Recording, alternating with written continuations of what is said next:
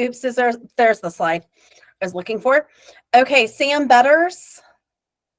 It looks like Sam's going to be absent. Nancy, I've got his proxy. You have his proxy? Okay. Yep. Nancy Jackson.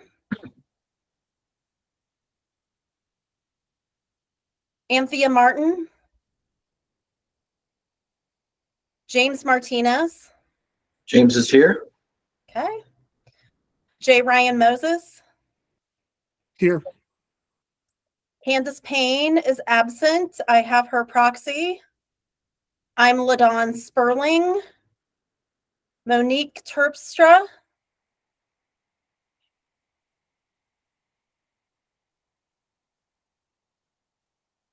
Okay, so we have 3 of us here and 2 proxies. So is that considered having a quorum, or do we need 4 of us here? I think we need to wait for a 4th member to join. That's what I think too. I don't have any of their contact numbers, so hopefully they join in the next couple minutes. Usually people show up by like right after. Oh, Allison has raised her hand. Hi, Allison. LaDawn, do you want to jump to division director updates? And then when our 4th person joins, then you can proceed with reviewing the projects. How about that? That's great. Thanks, Allison. Always happy to help. Thank you. So I'm Allison George. I'm the director for the Division of Housing, and I'm happy to be providing some updates. We are plugging right along on our organizational planning. We have some preliminary information from our consultants that we're working through. They have met with all 6 offices in the division. They have had multiple focus groups, both internal and external, and done one-on-one meetings as well to really do a deep dive. And so we're excited for the recommendations that are coming through that. And it is from A to Z. And this is all focused on ensuring that we can provide the most efficient support that we can to our applicants, to Coloradans in providing housing. So more to come in the next couple of months as we plan out kind of that implementation process as we look at this information. Also want to make sure that folks are aware as we have our new cadence of applications that are coming in and looking at 1308 and the implementation of that. Our new scoring criteria will be published on October 1st. And so that is in process. We've had public meetings. We have met with the Affordable Housing Advisory Council, AHAC, and solicited feedback through those areas. And thank you to our new staff member, Sasha Neal, for taking all of that information in so that we can put that back out in a comprehensive way for folks in the coming days. We also have the RFA or NOFA, Notice of Funding Availability, coming out for the new Colorado Emergency Rental Assistance application. So, and what that is for administrators. It's not for individuals to apply because we're continuing with our emergency rental assistance applications. And so that process is continuing. The new program, SARA, is to move forward in the spring. The new program, which will be built off of what we've learned through ERA and through TRAG, the emergency rental assistance programs. So I feel like I need to stop there and maybe just rephrase that a little bit so that it's not confusing. So on October 1st, we will be releasing the Notice of Funding Availability for Prop 123 funded Colorado Emergency Rental Assistance programs. So that is for administrators of the new SARA program. And so the NOFA will be released October 1st, and that is for administrators, not for individuals to apply, because we work agencies to administer those funds. So with that, I'm happy to answer any questions that folks have.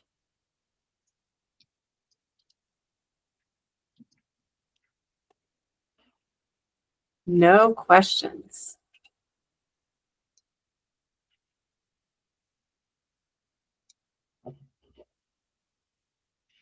And I'm not sure that we got our fourth member yet. We have not.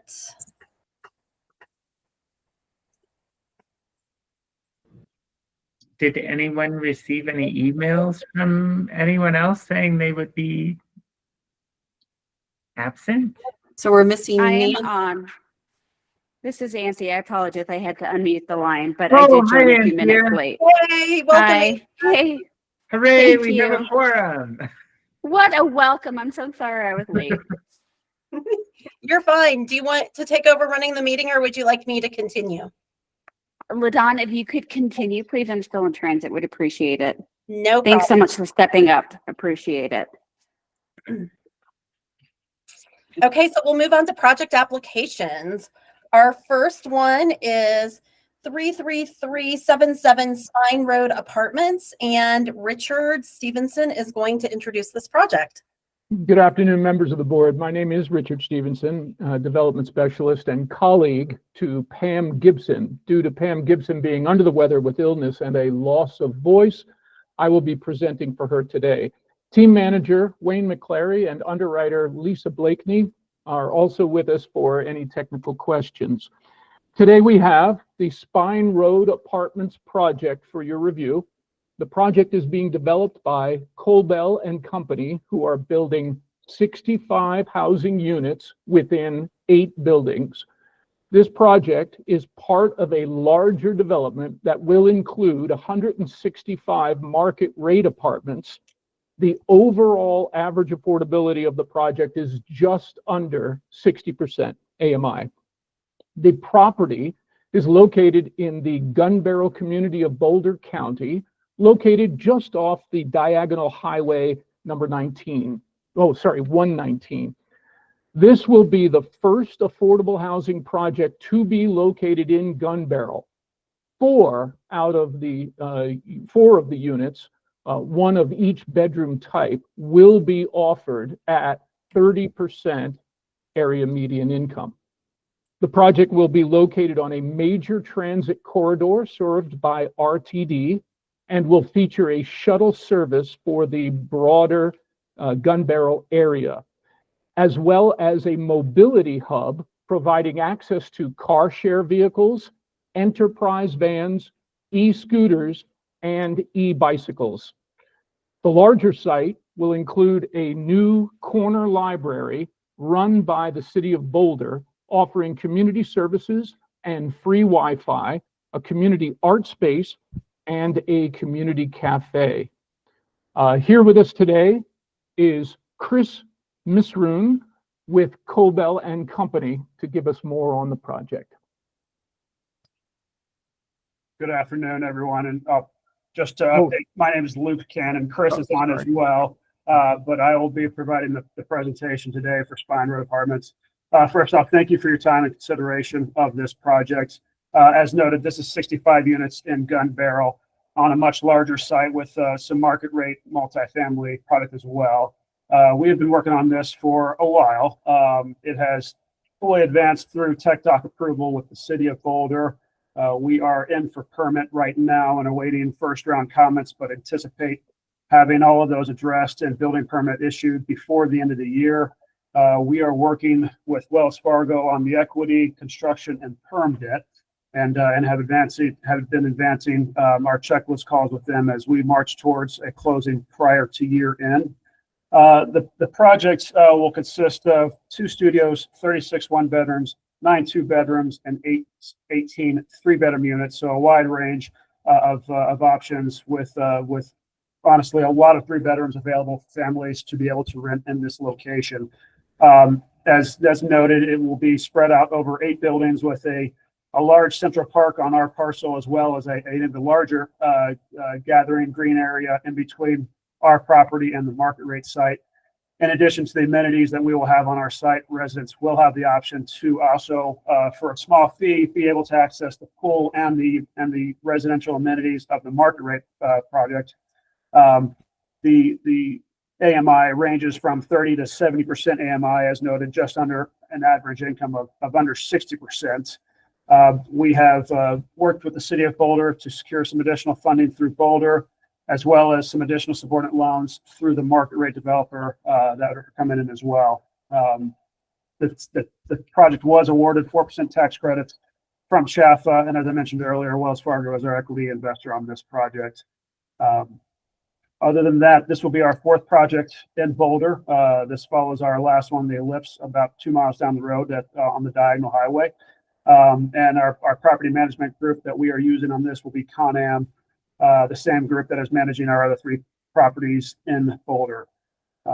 At this time, I would be happy to open this up for further discussion or questions you may have of the property. Do any board members have questions?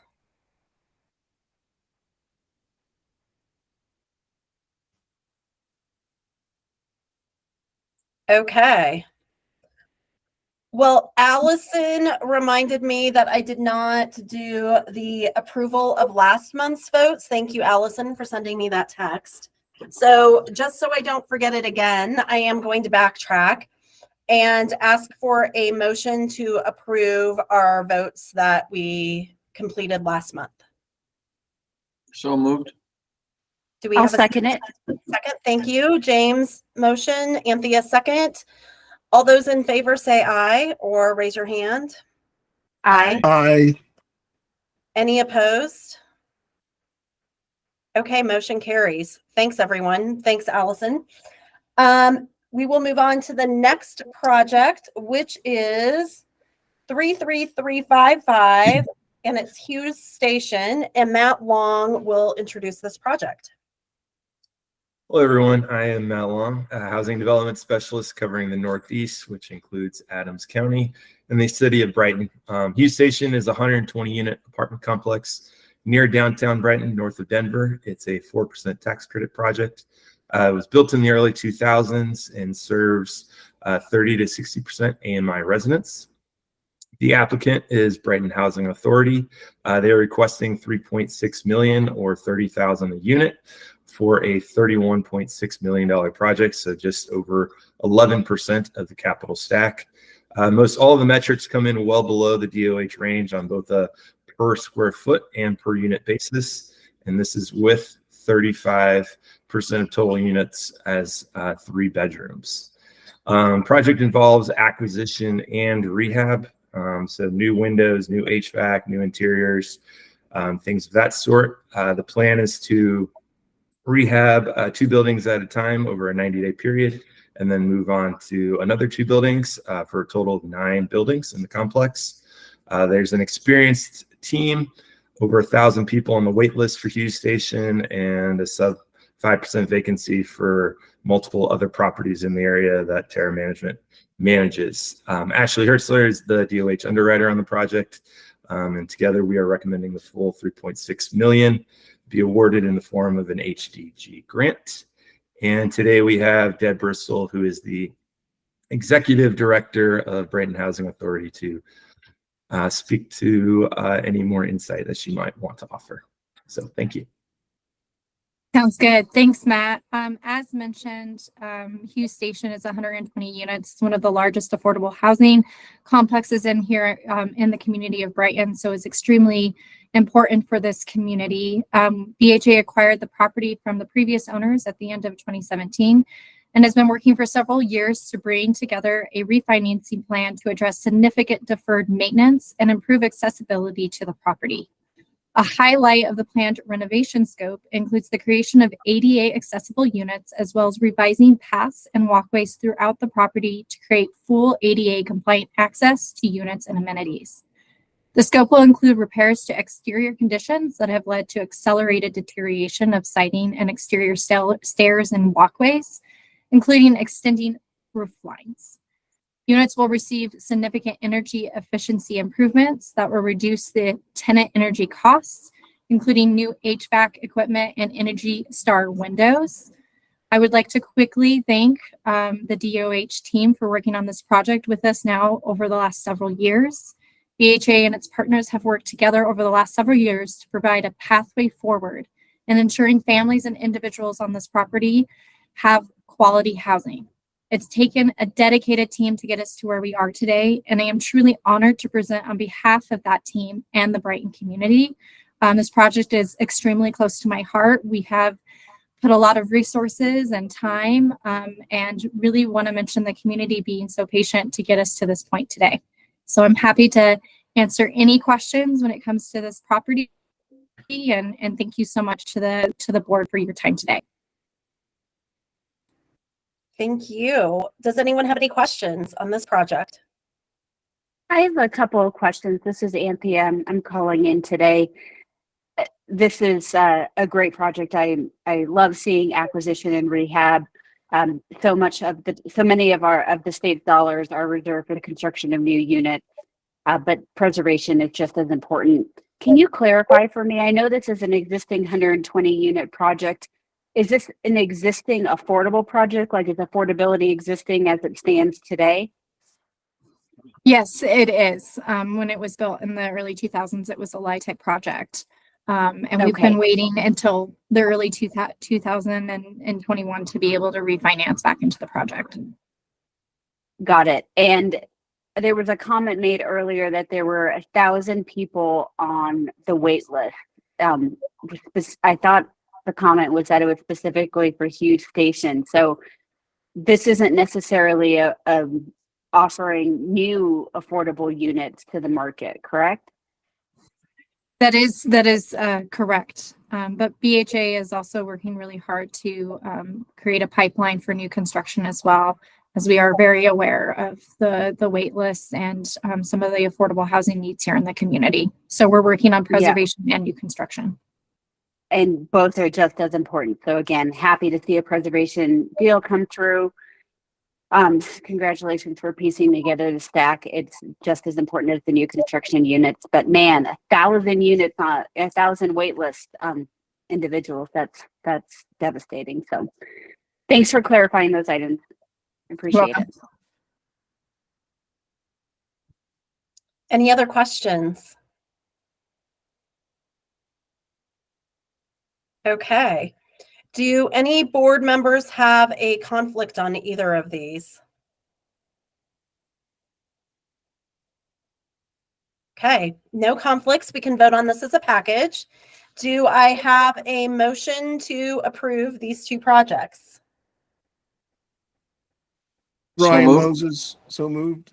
Okay, and a second? James, second. Perfect. All those in favor say aye. Aye. Aye. Any opposed? Okay, motion carries. Congratulations, everyone. Congratulations. Thank you so much. And our meeting is officially adjourned. Thank you. Thanks for your Thanks. time. Take care, everybody. Thank you so much, LaDon. Thank you.